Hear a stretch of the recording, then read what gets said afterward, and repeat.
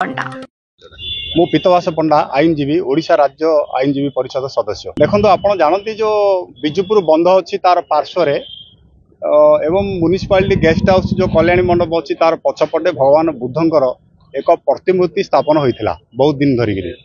सेठी बहुत श्रद्धालु जाऊे बहुत बौद्धलम्बी जाई पूजा अर्चना करुले किंतु हठात आम देखिलु से मूर्ति सेठू किए चोरी कर नहीं जाइए तो आम ताकू ट्रेस आउट करने पुलिस पाखे आज अभियोग करूँ एफआईआर देचु तार तदंत करा बोलिकी आम आशा करूँ पुलिस खूब शीघ्र ए घटनार पुंखानुपुंख तदंत करी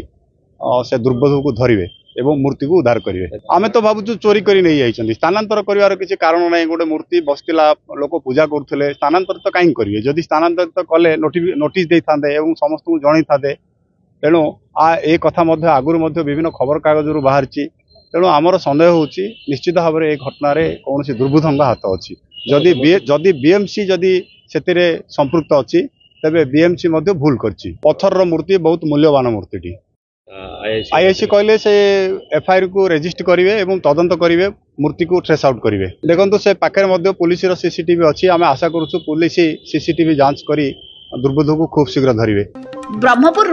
कालीप्रसाद रथों रिपोर्ट फोकस प्लस।